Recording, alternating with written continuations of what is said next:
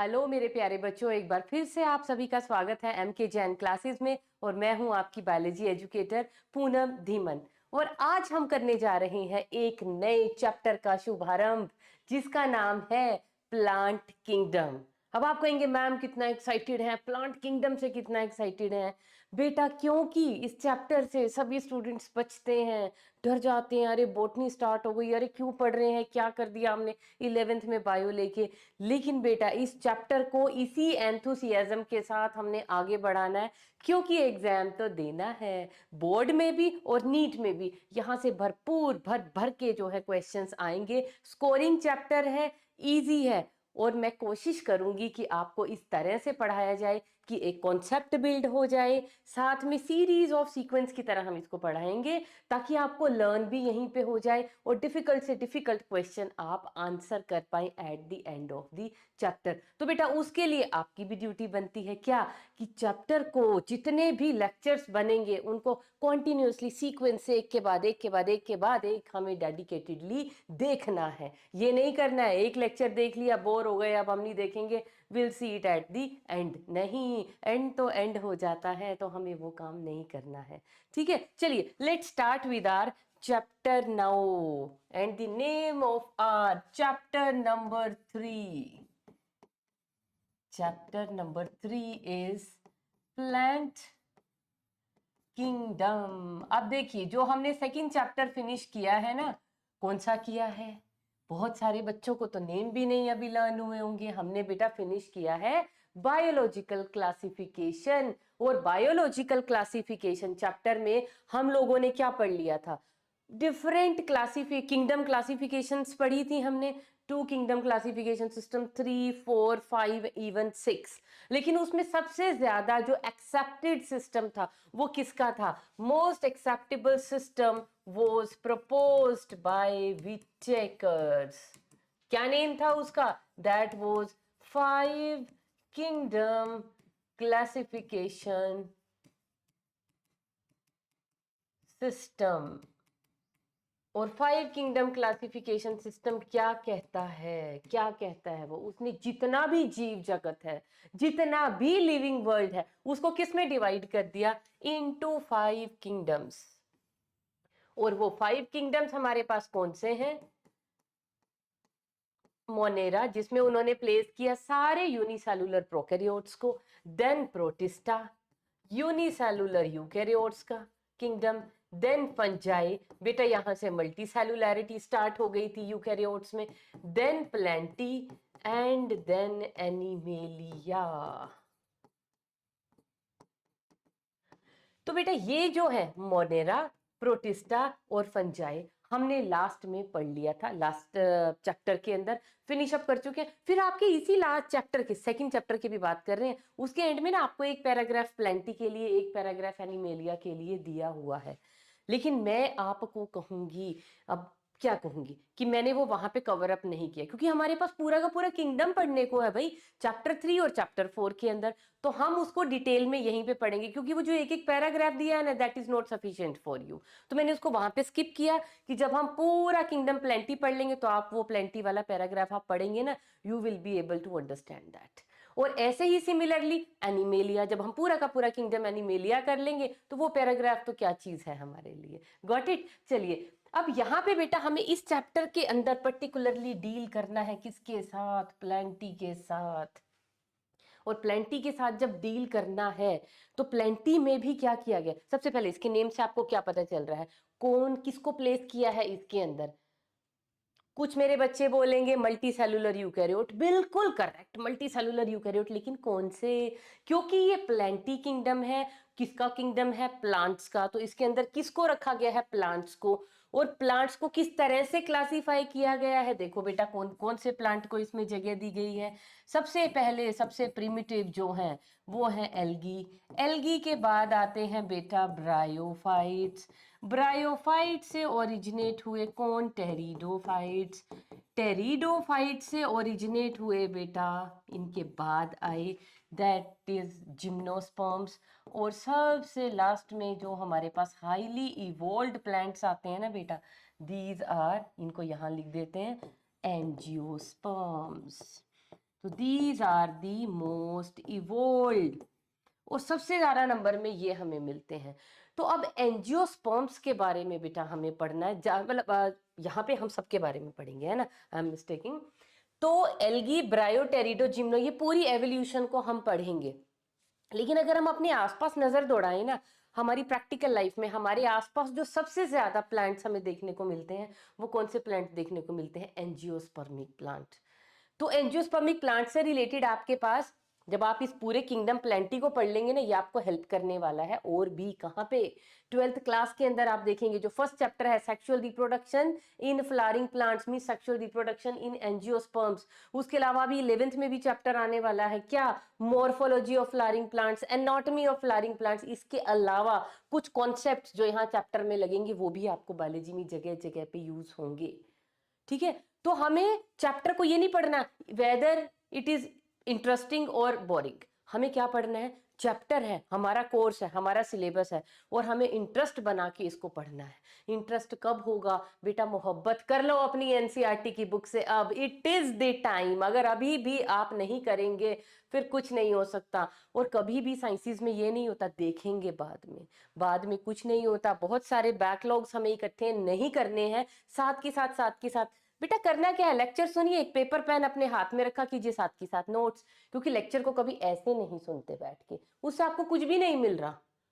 कोई कीर्तन सत्संग थोड़ी हम लोग सुनने आए हैं। तो क्या करेंगे हम? साथ के साथ जब भी कोई लेक्चर सुन रहे हैं, तो साथ के साथ हमें उसको नोट डाउन करना है। तो आप सुन रहे हैं, साथ में जब आप इसको लिखेंगे तो वो आपको साथ के साथ लर्न हो जाएगा। ठीक है, और चैप्टर में इंटरेस्ट लेना ना लेना वो तो आपके इंटरेस्ट की बात है। अब इंटरेस्ट की बात नहीं मैं कह सकती, नहीं इंटरेस्ट लेंगे तो हमें क्या है, हमें तो पढ़ा देना है, लेकिन मार्क्स होंगे डिडक्ट आपके। अब कोई मूवी है कितनी बोरिंग हो, आपको लग रहा है बोर हो रहे हैं, तो कैसी भी मूवी है देख लेते हैं, टाइम पास है ना।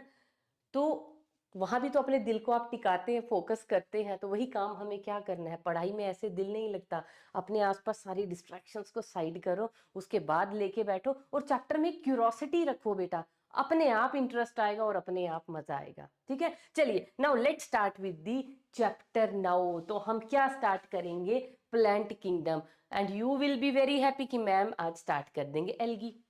नहीं बेटा, एल्गी स्टार्ट करने से पहले ना हमें यहाँ पे एक और टॉपिक पढ़ना है, जिसे हम कहते हैं सिस्टम्स ऑफ क्लासिफिकेशन।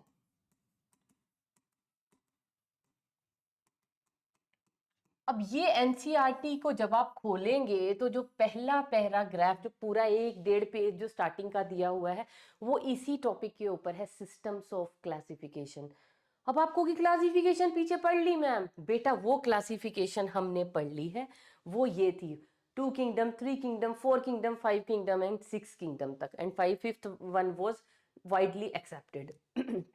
अब क्योंकि हम प्लांट किंगडम पढ़ रहे हैं, तो किंगडम प्लांटी के लिए भी टाइम टाइम पे बहुत सारी क्लासिफिकेशंस आती रही। क्यों आती रही? क्योंकि देखो, याद करो अपना जो चैप्टर था बायोलॉजिकल क्लासिफिकेशन, उसमें स्टार्टिंग में जाओ। स्टार्टिंग में हमने क्या किया था?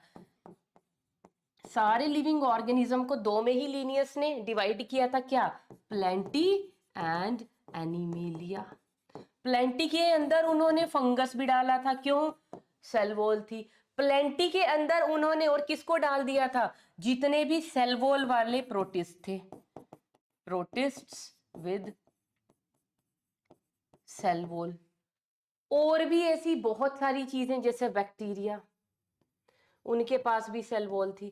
तो ये सारी चीजें कहाँ पे डाल दी थी? प्लेंटी में। लेकिन जैसे जैसे जैसे जैसे हमारे आसपास जो है, उस वक्त के कंटेम्प्रेरी साइंटिस्ट के आसपास जब चीजें और मॉडिफाई हुई, और ज्यादा हम कहते हैं टूल एंड टेक्नोलॉजी उनके पास आई, और ज्यादा नॉलेज बढ़ी, तो टाइम टाइम पे हमें पता चलता रहा कि fungi does not belong to plenty.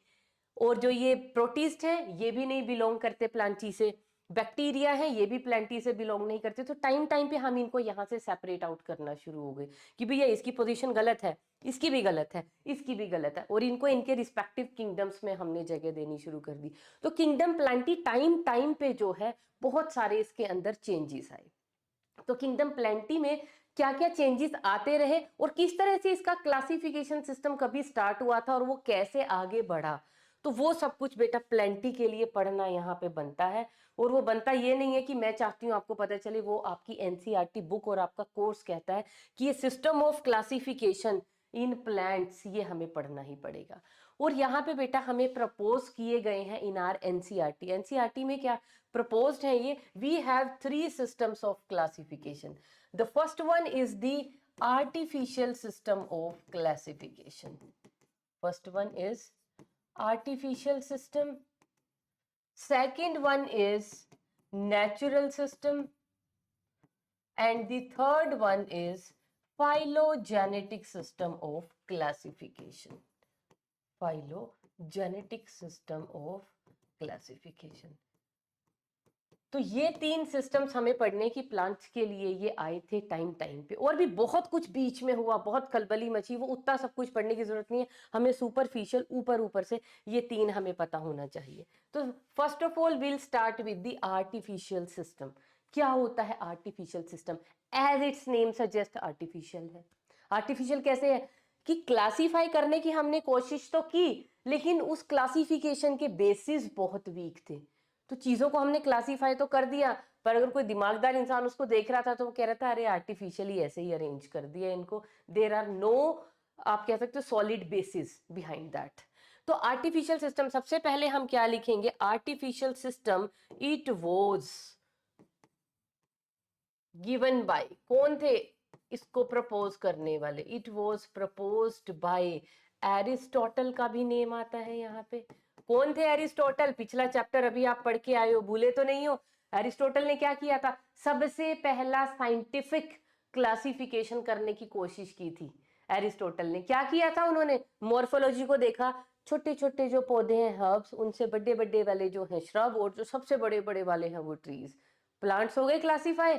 Animal को कैसे किया? इसके पास रेड ब्लड है तो ये क्या है? इनेमा। इसके पास नहीं है रेड ब्लड, ये क्या है? एनेमा। इस तरह की क्लासिफिकेशन की थी ना। तो इस क्लासिफिकेशन को हम क्या बोलते हैं? आर्टिफिशियल। तो सिर्फ एरिस्टोटल नहीं, उनके बाद और कौन आए थे? लीनियस।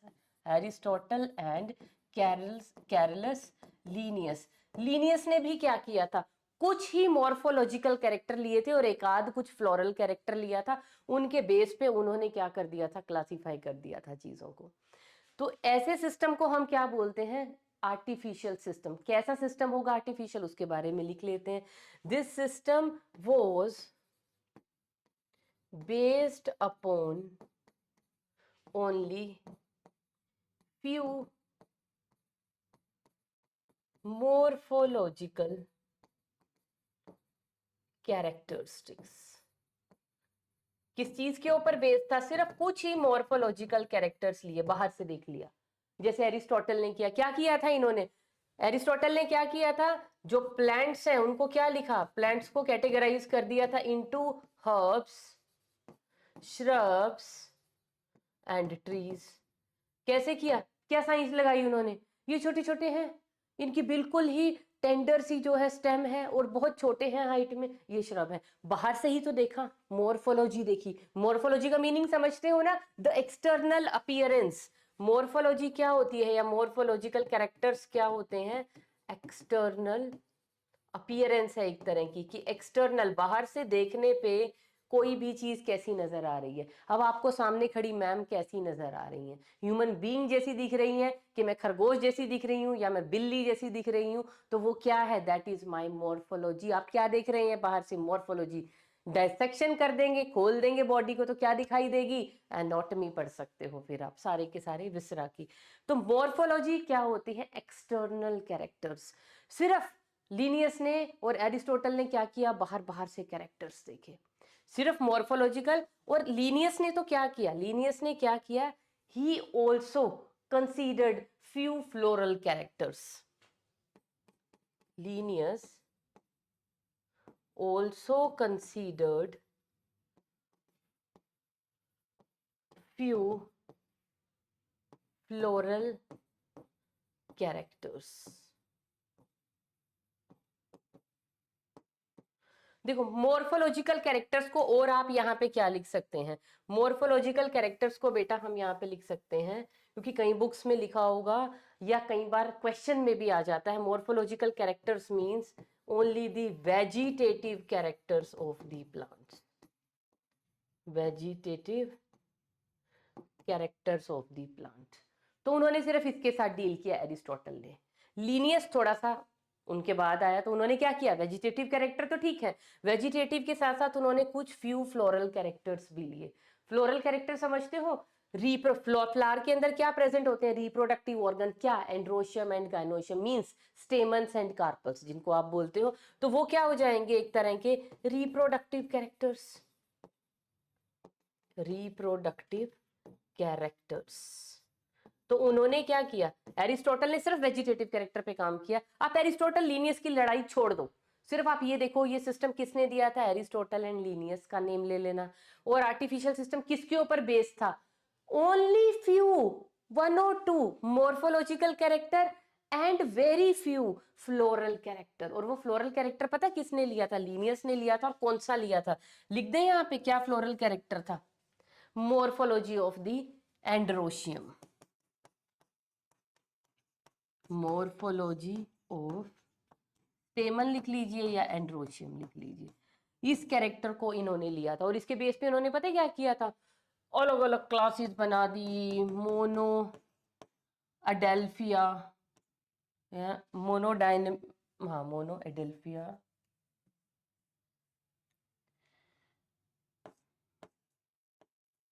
मोनो एडेल्फिया, डाई एडेल्फिया, 33 बना दी थी बेटा उन्होंने क्लासेस। उसके बाद क्या थी, जैसे मोनोक्लेमाइडिया, मोनोक्लेमाइडिया, डायनेमिया, पॉलीडायनेमिया एंड सो ऑन, बहुत सारी, मतलब मैं कुछ एग्जांपल्स दे रही हूँ। स्टेमन की सिर्फ उन्होंने बाहर बाहर से देखा, स्टेमन फ्यूज्ड है या नहीं, स्टेमन में भी उसकी लो फ्यूज्ड है या उसके नीचे के फिलामेंट्स फ्यूज्ड हैं कि पूरा का पूरा स्टेमन फ्यूज है तो एक ग्रुप में फ्यूज है, 2 में है कि 3 में है। इस तरह से अलग अलग अलग अलग सॉरी मॉर्फोलॉजिकल कैरेक्टर को उन्होंने स्टडी किया और उसके बेस पे जो है बांट दिया प्लांट्स को, बेसिकली एंजियोस्पर्म्स को, इनटू 33 सब ग्रुप्स। तो ये था आर्टिफिशियल सिस्टम। क्योंकि क्या प्रॉब्लम हुई इसमें, डिसएडवांटेज क्या था और इसका एडवांटेज क्या था, क्योंकि कई बार क्वेश्चन क्या आ जाते हैं, आर्टिफिशियल सिस्टम आपको समझ तो आ गया कि बड़ा लो ग्रेडेड सिस्टम था क्योंकि सिर्फ और सिर्फ मॉर्फोलॉजिकल कैरेक्टर के ऊपर बेस्ड था। अगर लीनियस ने कोई लिया भी रिप्रोडक्टिव कैरेक्टर तो उसको भी इस ढंग से लिया, सिर्फ स्टेमन लिया एक तो, कार्पल की बात ही नहीं की, और उसमें भी कहीं एनाटॉमी में नहीं घुसे, बस बाहर बाहर से ही देख लिया, उसकी भी मॉर्फोलॉजी पे ही काम किया। तो इस सिस्टम का हम क्या लिख लेंगे, हम लोग लिख लेते हैं इसका क्या, ड्रॉबैक्स लिख लेते हैं। क्या ड्रॉबैक्स थे इस सिस्टम के, ड्रॉबैक्स थे बेटा क्या, जो अलग अलग टेक्सा में, अलग अलग ग्रुप में जो चीजें होनी चाहिए थी ना, वो रीयूनाइट हो गई एक ही जगह पे। तो डिफरेंट ऑर्गेनिजम्स रीयूनाइट, दे कम क्लोजर।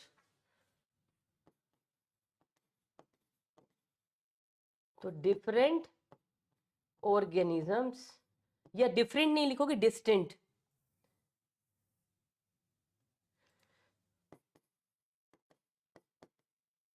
डिस्टेंट स्पीशीज या डिस्टेंट ऑर्गेनिजम्स या डिस्टेंट ग्रुप्स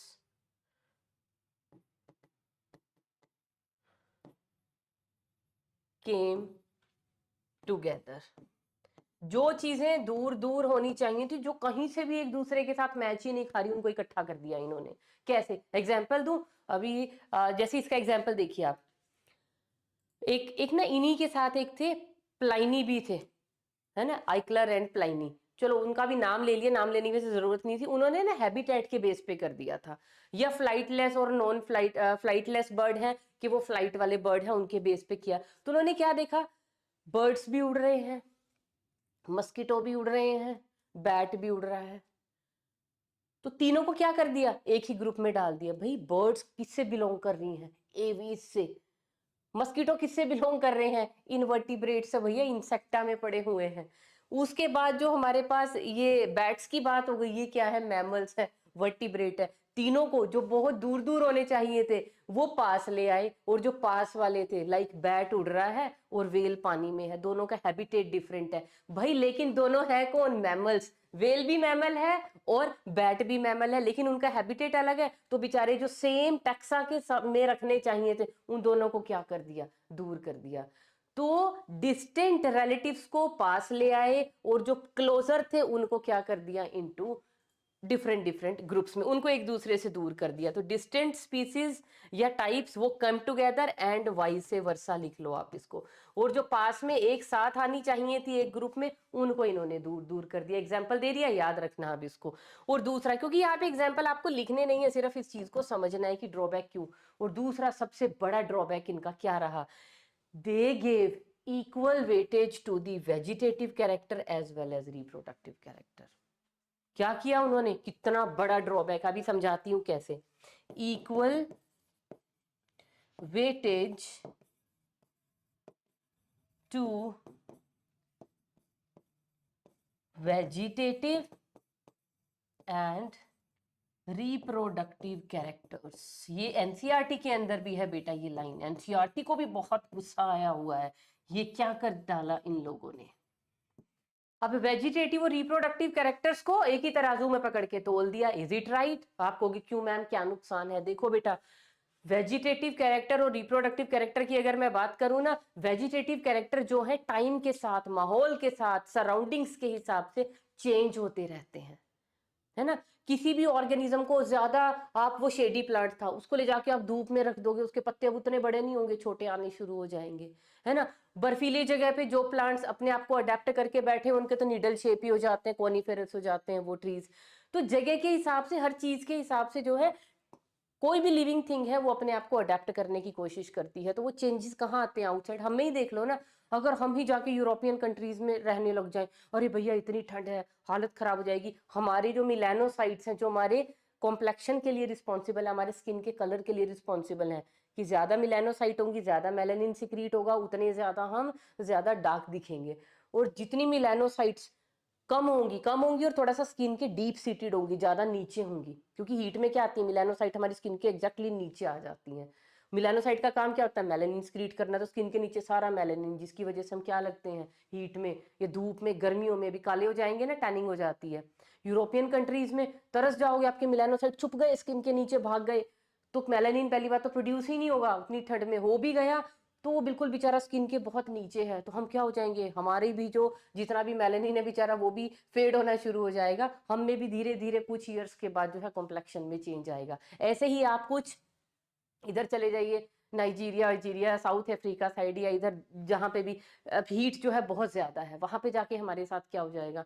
हमारा कॉम्प्लेक्शन और ज्यादा डार्क हो जाएगा। तो हमें सराउंडिंग के हिसाब से चेंजेस आते हैं, और वो चेंजेस किस में आते हैं? Always in the morphological character. Means you can say that vegetative characters अपने आप को एडजस्ट करते हैं, अडेप्ट करते हैं according to the environmental conditions. लेकिन ये जो रिप्रोडक्टिव कैरेक्टर नाम की चीज होती है ना बेटा, reproductive characters, these are quite stable. ये इतनी जल्दी चेंज नहीं होते। तो ये चीज क्या है? इनका बहुत बड़ा कंट्रीब्यूशन होता है इन एवोल्यूशन। ये ऐसे नहीं चेंज होते एक मिनट में जी। टेम्परेचर आपकी, आपने कंट्री चेंज कर ली, या आपने अपना इन्वायरमेंट आसपास का आपका बदल गया, या आपकी जियोग्राफिकल जो है पोजीशन चेंज हो गई अर्थ के ऊपर, उन चीजों से कोई फर्क नहीं पड़ता इतनी जल्दी रिप्रोडक्टिव कैरेक्टर में। तो दीज कैरेक्टर्स आर स्टेबल। और वेजिटेटिव कैरेक्टर क्या है? जब दिल किया, सराउंडिंग के हिसाब से चेंज हो गए। तो ये कैरेक्टर कैसे है? अनस्टेबल है। तो स्टेबल और अनस्टेबल कैरेक्टर को क्या कर दिया? एक ही तराजू में रखा और तोल दिया। ये भी इनका बिगेस्ट ड्रॉबैक था। तो ये तो हो गया आर्टिफिशियल सिस्टम। तो इसमें से क्या निकल के आर्टिफिशियल सिस्टम में से आप लोगों के लिए? आर्टिफिशियल सिस्टम कहता है it was just based upon external appearance, morphology पे बेस्ड था। और वो भी मॉर्फोलॉजी यानी कि पूरी, ओनली फ्यू कैरेक्टर्स। तो उसके ड्रॉबैक्स मैंने आपको बता दिए। Now move on to the bit refined system, जिसको हम क्या बोलते हैं? That is known as natural system of classification. चलिए, अब नंबर 2 हमारे पास आ जाता है, नेचुरल सिस्टम ऑफ क्लासिफिकेशन। बेटा this system was proposed by, किसने प्रपोज किया था? कभी मत भूलना बेटा इनके name. This was proposed by Bentham and Hooker. Bentham and Hooker का सिस्टम बोलते हैं इसको। नेचुरल सिस्टम क्यों बोलते हैं? Because this system was based upon natural affinities among the individuals। क्या नेचुरल अफिनिटीज हैं? और नेचुरल अफिनिटी का मतलब उन्होंने सिर्फ ये नहीं काम किया कि बस मॉर्फोलॉजी को देखा, बाहर से देखा और उनको क्लासिफाई कर दिया, ले भाई ले भाई ले भाई ले भाई, ऐसे नहीं होता। ये कोई तरीका नहीं था उनको करने का। ये थोड़ा सा और इन्होंने डीप डाइव किया क्योंकि थोड़ा टेक्नोलॉजी भी एडवांस हो गई थी, ज्यादा नॉलेज बढ़ गई थी उस टाइम तक, इंटरनल स्ट्रक्चर समझ आने लगे थे, सब चीजें मतलब काफी काफी हद तक जो है एक तरह से मॉडर्नाइजेशन हो चुकी थी टूल्स में, टेक्निक्स में, बहुत सारा और डाटा हमारे पास सेल से रिलेटेड, ऑर्गेनिज्म से रिलेटेड आ चुका था हाथ में। तो ये सिस्टम जो था ना, इसने सिर्फ मॉर्फोलॉजी पे काम नहीं किया। इन्होंने क्या क्या एस्पेक्ट देखे? चलिए मॉर्फोलॉजी पे तो करना ही था, बाहर से तो हम देखते ही हैं। मॉर्फोलॉजी पे भी ध्यान दिया, मॉर्फोलॉजी के साथ साथ इन्होंने एनाटॉमी पे भी ध्यान दिया।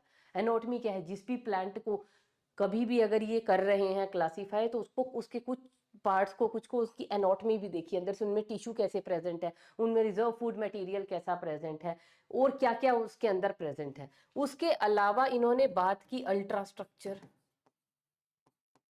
अल्ट्रास्ट्रक्चर ऑफ दी सेल्स, या आप कह सकते हो इसी को कि इन्होंने साइटोलॉजी को भी कंसीडर किया, कि जो एनाटॉमी में जो सेल्स दिखी उनकी भी स्टडी की कि वो सेल्स कैसी हैं, सिमिलर हैं, डिसिमिलर हैं, कैसी है, क्या वो सेल्स फर्दर किन किन चीजों की बनी हुई है। उसके अलावा इन्होंने बायोकेमिस्ट्री पे भी ध्यान दिया, बायो केमिस्ट्री, और यू कैन से साइटोकेमिस्ट्री। और एक और बहुत इंपॉर्टेंट एस्पेक्ट जिसको हम क्या बोलते हैं, डेवलपमेंटल बायोलॉजी, आप कह सकते हैं ओंटोजनी। ओंटोजनी, ओंटोजनी क्या होती है? एक तरह की डेवलपमेंटल बायोलॉजी, या आई थिंक एनसीईआरटी की बुक में है, तो ये ओंटोजनी भी लिख सकते हो, इट इज इक्वली करेक्ट, लेकिन हम इसको लिख लेते हैं एम्ब्रियोलॉजी। कि किसी भी इंडिविजुअल की डेवलपमेंट कैसे हुई है, वो डेवलपमेंटल जो उसकी स्टेजेस रही हैं लाइफ साइकिल की, तो उनको भी अंडर कंसीडरेशन किया। तो उन्होंने एक सिर्फ लास्ट वालों ने क्या कह रहे, सिर्फ मॉर्फोलॉजी की बात की, मॉर्फोलॉजिकल कैरेक्टर भी जस्ट जरा से मुट्ठी भर। यहाँ पे इन्होंने एनाटॉमी, साइटोलॉजी, बायोकेमिस्ट्री, साइटोकेमिस्ट्री, एम्ब्रियोलॉजी, हर चीज की बात की। तो इतने सारे कैरेक्टर्स इनके पास आ गए, तो भैया सिस्टम तो ऑब्वियसली अच्छा होना ही था। तो इस सिस्टम का प्लस पॉइंट क्या था कि जो वो अलग अलग टेक्सा में लोग पढ़े हुए थे ना, जिनको पास आना चाहिए था, वो जब इतनी सारी स्टडी, जब उनके कैरेक्टर्स मैच करने लगे, तो वो जो सेम टेक्सा में आने चाहिए थे वो सेम टेक्सा में ही आए। तो क्या इसका प्लस पॉइंट था? इसका एडवांटेज क्या था? है ना, रिलेटेड स्पीशीज ग्रुप्ड टुगेदर, कि वो आसपास आ गए थे, जो रिलेटेड टेक्सा थे वो आसपास रखे गए। लेकिन इसका भी डिसएडवांटेज था, इस सिस्टम का भी एक डिसएडवांटेज था। और वो सबसे बड़ा डिसएडवांटेज क्या था? इसने एक चीज की बात नहीं की। जैसे पिछले किंगडम क्लासिफिकेशन सिस्टम पिटे थे ना, किस बात पे पिट गया था फोर्थ वाला? कि उसने भैया एवोल्यूशनरी रिलेशनशिप की बात नहीं की थी, विटेकर ने की थी, ही वाज हिट। तो यहाँ पे भी क्या हो रहा है, इसको भी सुपर हिट नहीं हो पाया ये। बाकी सब चीजें इसकी ठीक थी, सारा डाटा था, इतने कैरेक्टर्स के बेस पे जब आप किसी चीज को क्लासीफाई करोगे तो बेटा ऑब्वियसली क्लासिफिकेशन बिल्कुल मजेदार होगी। लेकिन यहाँ पे अभी भी कुछ मिसिंग था जो चुभ रहा था, और वो क्या था? That was phylogenetic relationships. मतलब फाइलोजेनी अभी भी मिसिंग थी। फाइलोजेनी का मतलब समझ रहे हो ना, ब्रैकेट्स में लिख लेना, एवोल्यूशनरी रिलेशनशिप।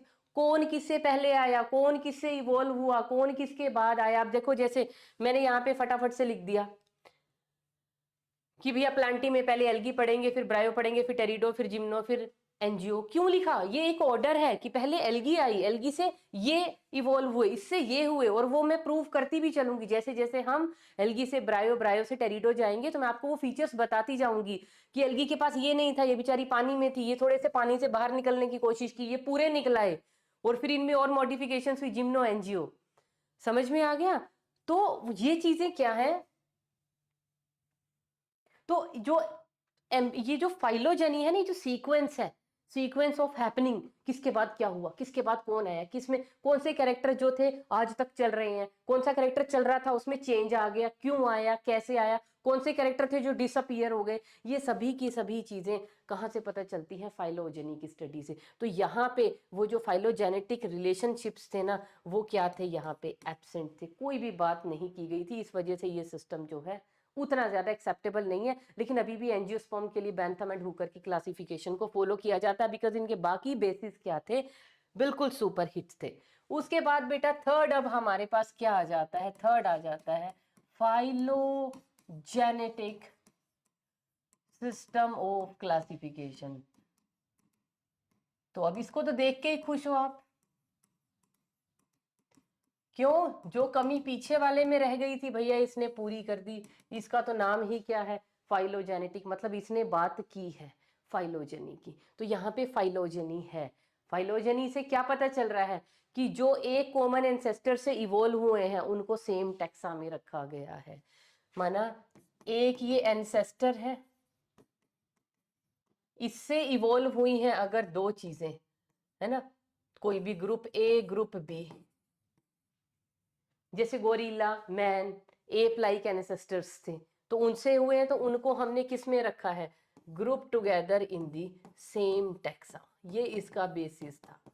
कॉमन एनेसेस्ट्री जिनकी मिली उनको हमने किस में रख दिया? सेम टैक्सा के अंदर रखा। अब आप कहोगे एनेसेस्ट्री तक हम कैसे ट्रेस करें, कैसे पहुंचे, इसका एनेसेस्टर क्या था, कि इससे पहले कौन, इससे पहले कौन, इससे पहले कौन, इससे पहले कौन? वैसे तो हमारे पास एवोल्यूशन एक पूरा का पूरा चैप्टर आएगा, उसमें हम ह्यूमन की भी एवोल्यूशन पढ़ेंगे, वहां पे हम ये चीजें पढ़ेंगे। लेकिन यहाँ पे बता देती हूँ, फाइलोजेनेटिक स्टडी के लिए हमारे पास टूल्स क्या होते हैं? हमारे पास टूल होते हैं, एक तो होता है फॉसिल रिकॉर्ड। फॉसिल रिकॉर्ड्स को हम स्टडी कर सकते हैं। फॉसिल को स्टडी करते चलो, आपको पता चलता रहेगा एक सीक्वेंस चीजों का। उसके अलावा हमारे पास क्या होते हैं? क्लैडोग्राफ्स होते हैं, डेंड्रोग्राफ्स होते हैं। अब आपको इन चीजों का पता नहीं होगा, चलो इनके बारे में, ये एक तरह की, जैसे हम फैमिली ट्री नहीं बनाते, ऐसे ही एवोल्यूशनरी ट्री होता है, उसको हम क्लैडोग्राम बोल देते हैं। वो भी अफिनिटीज के बेस पे, एनेसेस्ट्रल अफिनिटी, क्या मेन कैरेक्टर थे, क्या उनसे डिराइव्ड कैरेक्टर आए, ये आपको याद रखने की जरूरत नहीं है। हमारी एनसीईआरटी में सिर्फ फॉसिल की बात की गई है कि फॉसिल के बेस पे, फॉसिल से हमें एवोल्यूशनरी रिलेशनशिप का पता चल जाता है और पूरा फाइलोजेनेटिक सिस्टम हम एक रेडी कर सकते हैं। अब यहाँ पे भी एक प्रॉब्लम है, पहले इसका एडवांटेज लिख लेते हैं। क्या एडवांटेज है? Most stable and accepted system, क्योंकि भैया ये एवोल्यूशन की बात कर रहा है। अब देखो, इसमें भी एडवांटेज भी हो गई, डिसएडवांटेज भी हो गई। जो फर्स्ट वाला था उसमें सिर्फ हमने डिसएडवांटेज लिखी, मींस ड्रॉबैक। इसका प्लस पॉइंट क्या था? इसकी एडवांटेज क्या थी? It was very easy to apply, very easy to apply। इस क्लासिफिकेशन सिस्टम को आप बड़ा इजीली अप्लाई कर सकते हो, बड़ा इजीली समझ सकते हो, समझा सकते हो, पढ़ सकते हो, काम कर सकते हो। लेकिन वो काम किसी काम का ही नहीं है, इसीलिए हम इसको एक्सेप्ट नहीं करते। अब यहाँ पे इसमें प्रॉब्लम क्या आ गई? कुछ प्रॉब्लम दिख रही है आप लोगों को? मुझे प्रॉब्लम दिख रही है। बहुत सारे ऐसी चीजें हैं जिनका फॉसिल रिकॉर्ड ही मिसिंग है, हमारे पास है नहीं। ऐसे थोड़ी हर चीज का फॉसिल हमारे पास है ही है ही है। फॉसिल समझते हो ना, जैसे आप प्रीवियस क्लासेस में आर्कियोपेटेरिक्स पढ़ के आए हो, क्या था वो? एक कनेक्टिंग लिंक है रेप्टाइल्स और बर्ड्स के बीच का, क्योंकि उसमें रेप्टाइल के भी कैरेक्टर्स और उसमें बर्ड के भी कैरेक्टर हैं। तो उससे क्या पता चल रहा है? उसमें स्टेटमेंट भी आती है, birds are the glorified reptiles. चलो वो बाद की बातें जब हम एवोल्यूशन में पढ़ेंगे, मैं वहीं पे बताऊंगी आपको। तो फॉसिल रिकॉर्ड और ये क्लैडोग्राम्स वगैरह बनाना और ये सब कुछ, ये फॉसिल रिकॉर्ड मिसिंग भी तो है बहुत सारी चीजों के। अब हम कैसे करें फाइलोजेनेटिक क्लासिफिकेशन, कैसे करें? उसके लिए फिर हमारे पास फर्दर क्या आती है? Other branches of technology, taxonomy. और वो ब्रांचेस क्या हैं, उनकी बात कर लेते हैं। अदर ब्रांचेस ऑफ, सिंपली लिख लीजिए, ब्रांचेस ऑफ टेक्सोनोमी। कौन कौन सी ब्रांच है? अगर हमारे पास फॉसिल रिकॉर्ड मिसिंग है, डेंड्रोग्राफ, क्लैडोग्राम हम नहीं बना पा रहे हैं, तो हम किस किस ब्रांच की हेल्प लेंगे? एक ब्रांच तो है हमारे पास, दैट इज फेनेटिक्स। फेनेटिक्स, या जिसको हम कहते हैं न्यूमेरिकल टेक्सोनोमी। टेक्सोनोमी तो मैंने समझा रही थी ना क्या होती है टेक्सोनोमी। चिकन से याद करो, कैरेक्टराइजेशन, आइडेंटिफिकेशन, उसके बाद classification and then nomenclature. Sequence नहीं भूलना, तभी मैं ये बताती हूँ आपको छोटे छोटे निमोनिक कि आप उसको याद रखो। अब फेनेटिक्स या न्यूमेरिकल टेक्सोनोमी के नेम से ही पता चल रहा है क्या, किसी तरह का कुछ न्यूमेरिकल डाटा। अब न्यूमेरिकल डाटा किस चीज का? अब यहाँ पे हम क्या करते हैं इस ब्रांच ऑफ टेक्नोलॉजी में, we make use of computer और उसके कुछ सॉफ्टवेयर्स का। कुछ डाटा हमें यहाँ पे मैनिपुलेट करना है, तो हम किसका हेल्प लेते हैं? Aid of technology, aid of computers is must here. कैसे? आजकल कोडिंग बड़ी छाई हुई है ना, हर चीज गेम बना लो कोडिंग करके, ये कर लो वो कर लो।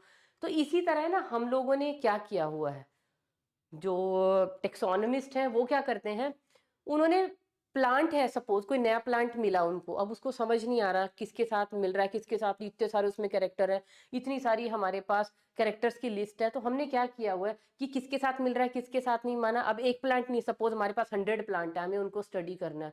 अब किसके कैरेक्टर किससे मिल रहे हैं, कौन से कैरेक्टर से मैच करें, क्या क्या, अरे भैया मैनुअली करने बैठे तो दिमाग का दही हो जाएगा।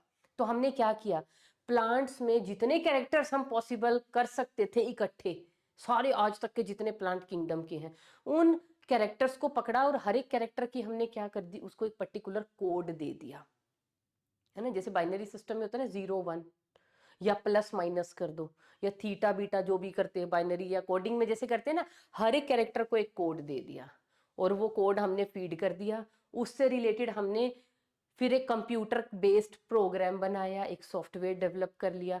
और उस सॉफ्टवेयर, अब जब भी हमारे पास कोई नया प्लांट आया आइडेंटिफिकेशन के लिए, तो हम उसके कैरेक्टर्स जस्ट उसके अंदर फीड करते जाएंगे। और क्योंकि उस कंप्यूटर के अंदर ऑलरेडी सारे कैरेक्टर्स का data in the form of code save है, तो वो क्या करेगा, वो सॉफ्टवेयर हमें क्या हेल्प करेगा, जो कैरेक्टर्स हमने डाले हैं कि इस प्लांट में ये है, ऐसा रूट है, ऐसा स्टेम है, ऐसे लीव्स हैं, एडवेंटिशियस रूट्स है कि क्या रूट है, जो भी है ना, बहुत सारे कैरेक्टरिस्टिक होते हैं, मोटी मोटी सी बात कर रहे हैं हम लोग।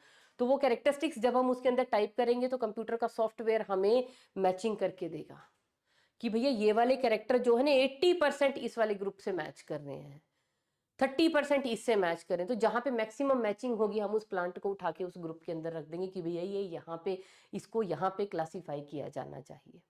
समझ में आ गया? तो उसकी जगह हमें पता चल जाती है इसको कहाँ पे प्लेस करना है, कहाँ पे इसको क्लासीफाई करना है। तो कॉम्पिटेशनल टेक्निक्स का हम यहाँ पे हेल्प लेते हैं। Hundreds of thousands of characters को हम at one time, at a time study कर सकते हैं with the help of computers, जो कि मैनुअली ऑलमोस्ट इम्पॉसिबल है या बहुत ज्यादा टीडियस टास्क है। तो इसको हम क्या बोलते हैं, फेनेटिक्स या न्यूमेरिकल टेक्सोनोमी। तो इसमें हम क्या करते हैं, लेंगे वही कौन से, ऑब्जर्वेबल कैरेक्टर्स। ऑब्जर्वेबल कैरेक्टर्स को क्या करते हैं, असाइन कोड्स, लाइक 0 1 या माइनस प्लस की इसमें चीज प्रेजेंट है या नहीं है, इस तरह की कोडिंग कुछ, या 1 2 3 4 जो भी उनकी कोड्स उनको दे दिए। और फिर क्या करते हैं, इन कोड के बेस पे ऑब्जर्वेबल कैरेक्टर में कोड कोड असाइन किए। फिर हमने क्या किया, एक कंप्यूटर प्रोग्राम डेवलप किया, उसके बेस पे कंप्यूटर प्रोग्राम डेवलप किया जिसको हम एक सॉफ्टवेयर भी बोलते हैं। और फिर इससे क्या करवाई हमने, नए प्लांट के कैरेक्टर की मैचिंग। तो वो मैचिंग में जितने ज्यादा कैरेक्टर जिस ग्रुप के साथ उसके मैच करेंगे, कंप्यूटर हमें वो डाटा, हमें वो रिजल्ट निकाल के ला देगा और हमें पता चल जाएगा इसको कहाँ पे प्लेस करना है। तो it is based upon numerical efforts, कितने कैरेक्टर किसके साथ मैच कर रहे हैं। We have thousands of characters of plants, तो मैनुअली तो बड़ा मुश्किल हो जाएगा भाई। एक प्लांट हो तो चलेगा, अब आपके पास कोई, आपके पास दी सपोज 120 प्लांट है, करो इनको मैच, बताओ इनको क्लासीफाई करके कहाँ रखना है, तो बहुत मुश्किल हो जाता है। तो ये सॉफ्टवेयर हमें वहाँ पे हेल्प करते हैं। और जहाँ पे हम कंप्यूटर की और सॉफ्टवेयर की हेल्प लेते हैं, उस ब्रांच ऑफ टेक्सोनॉमी को हम बोलते हैं न्यूमेरिकल टेक्सोनॉमी या फेनेटिक्स। दूसरी हमारे पास आ जाती है बेटा branch of taxonomy, that is cytotaxonomy. Cytotaxonomy, या इसी का दूसरा नेम है बेटा कैरियो टेक्सोनॉमी। अब ये चीजें बेटा जितनी डिटेल में मैं पढ़ा रही हूँ ना, आप सोचो कहाँ पे आपको पढ़ने को मिलेंगी। इनको दिमाग में बिठा लो, क्योंकि ये चीजें रटने की नहीं होती है ना। प्यारे प्यारे बच्चे क्या करते हैं, इनको रट्टा चढ़ाने बैठ जाएंगे, सब मिक्स हो जाएगा, कुछ नहीं याद रहने वाला। सिर्फ एक कॉन्सेप्ट माइंड में रखो, कॉन्सेप्ट से आगे अगर दिमाग में घुस गया तो उसके बाद आप अपने वर्ड्स में तो इसको लिख ही सकते हो। कभी भी तो चीजों को समझने की कोशिश करो, वो एक पॉइंट पकड़ने की कोशिश करो, जिससे आपको पता चल जाएगा हाँ इस ब्रांच में ये काम हो रहा है।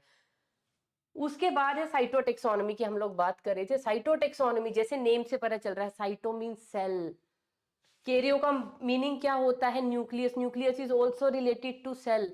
यहाँ पे सेल की बात हो रही है।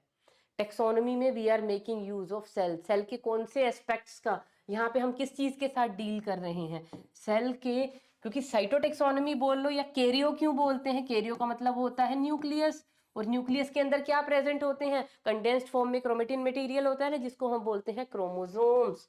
तो क्रोमोसोम्स का नंबर, क्रोमोसोम का structure and their behaviour. Behaviour का मतलब समझते हो कि क्रोमोसोम कैसे बिहेव कर रहे हैं during cell divisions, mitosis meiosis के टाइम पे क्या उनका बिहेवियर है। स्ट्रक्चर का मतलब कैसी उनकी शेप्स है, I shape, J shape, T shape, L shape, ये सब हम पढ़ के आए ना प्रीवियस क्लासेस में, अभी भी पढ़ेंगे, 12th में आएगा जेनेटिक्स का चैप्टर। और क्रोमोसोम नंबर, कितने क्रोमोसोम्स है, तो इन सब चीजों को भी अगर हम स्टडी करें ना, तो उससे भी हमारे पास, क्योंकि कई बार क्या हो जाता है, बहुत जगह हमें मॉर्फोलॉजिकल कैरेक्टर्स और बहुत सारे कैरेक्टर ऑलमोस्ट सेम आ गए, भैया हम तो फंस गए, अब क्या करें, है ना। तो वहां पे हम क्या करेंगे, हम उनके क्रोमोसोम्स की स्टडी से पता लगा सकते हैं कि इनमें वेरिएशन कहाँ पे है, क्योंकि क्रोमोसोम्स कभी झूठ नहीं बोलेंगे। Got it. उसके बाद आ गया थर्ड ब्रांच है हमारे पास बेटा, जिसको हम बोलते हैं कीमो टेक्सोनॉमी। और ये बहुत इंपॉर्टेंट ब्रांच है, कीमोटेक्सोनॉमी इज वेरी इंपॉर्टेंट ब्रांच। ये सारे डाटा में जब आप फंस जाओ ना कि हमें अब भी कोई क्लैरिटी नहीं आ रही, इसकी पोजीशन क्या होनी चाहिए इस पर्टिकुलर ऑर्गेनिज्म की जो हमारे हाथ में है, भैया न्यूमेरिकल टेक्सोनॉमी फेल हो गई, यहाँ से भी हमारे पास कुछ खास रिजल्ट्स नहीं आए, तब हम बात करते हैं ऑन अ ब्रॉड स्केल। और वो ब्रॉड स्केल क्या है, यहाँ पे हम बात करते हैं किसकी, chemical constituents of the cell की, chemical constituents of the cell. उस केमिकल कॉन्स्टिट्यूएंट्स के अंदर हमारे पास बेटे मैक्रोमोलिक्यूल्स भी आते हैं, लाइक डीएनए, है ना। डीएनए की सीक्वेंस की बात कर सकते हैं, डीएनए का सीक्वेंस स्टडी करो, आरएनए की स्टडी करो, उसके अलावा प्रोटीन्स की स्टडी करो, या किसी तरह के अगर एरोमेटिक कंपाउंड्स हैं उनकी स्टडी करो,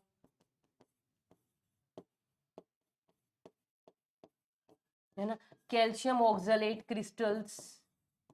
अब ये मैंने वही नेम लिखे हैं जो आपकी एनसीईआरटी की बुक के अंदर हैं, और इनको हम क्या बोल देते हैं, कनेक्ट कलेक्टिवली इनको हम क्या बोल देते हैं, सेकेंडरी मेटाबोलाइट्स भी लिखा होगा।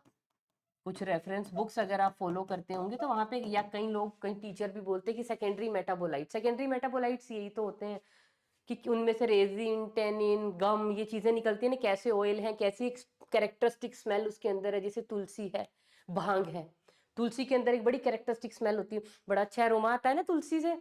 ऐसे ही अगर भांग का पौधा देखोगे उसमें एक बड़ा अच्छा एरोमा आता है, दोनों को सेम ग्रुप में रखा हुआ है, क्योंकि दोनों में एक जो एरोमेटिक कंपाउंड है वो ऑलमोस्ट सिमिलर है, तो उसके बेस पे उनको सेम ग्रुप के अंदर रख दिया गया है। तो ये चीज़ों का भी स्टडी जो है बहुत हेल्प करती है इन दी टेक्सोनॉमी। तो बेटा इसके साथ अभी हमारा चैप्टर का जस्ट आप कहेंगे ना, एक हमारा चैप्टर सिर्फ ये इंट्रोड्यूस हुआ है, अभी इंट्रोड्यूस भी एक तरह से नहीं हुआ है, सिर्फ हमने सिस्टम्स ऑफ क्लासिफिकेशन पढ़े हैं कि प्लांट्स के लिए टाइम टाइम पे कुछ रिफाइंड सिस्टम आते रहे क्लासिफिकेशन के। तो पहला था artificial based only upon morphology, second आया नेचुरल जो काफी ज्यादा डीप नॉलेज के बेसिस पे बनाया था, that was okay correct, follow भी किया गया। तीसरा आया फाइलोजेनेटिक, जो पीछे वाले में मिसिंग था वो फाइलोजेनी वालों ने डाल दिया। और फाइलोजेनेटिक में मैंने एक चीज छोड़ दी, और वो क्या छोड़ी है बेटा, इन किसने प्रपोज किया था, this system of classification was proposed by, भाई इनका नेम बहुत इंपॉर्टेंट है, this system was proposed by Engler and Prantl. और उसके बाद दो लोग और आए थे, कौन, हचिनसन और तख्ताजन, इन्होंने इसको थोड़ा सा और रिफाइन किया था, तो बाद में आए थे, मैंने इसीलिए उनका नेम बाद में लिखा है। और तख्ताजान ने तो एक बहुत इंपॉर्टेंट इनका एक कहते हैं ना, एक कोट भी बड़ा इनका फेमस है कि taxonomy without phylogeny is bone without flash, कि जब तक फाइलोजेनी आप नहीं डालोगे टेक्सोनोमी में तब तक वो क्या है, किसकी तरह है, वो हड्डी है जिसके ऊपर मांस ही नहीं है। तो कितना इंपॉर्टेंट था, इसीलिए बेंथम और हुकर के सिस्टम में यही एक ड्रॉबैक था, और वो ड्रॉबैक यहाँ पे आके एंगलर एंड प्रेंटल ने खत्म किया। और उसके बाद अलग अलग अलग अलग थोड़ा थोड़ा रिफाइन इन्होंने भी क्लासिफिकेशन सिस्टम को किया। That's all for today, in the next lecture will start with the algae.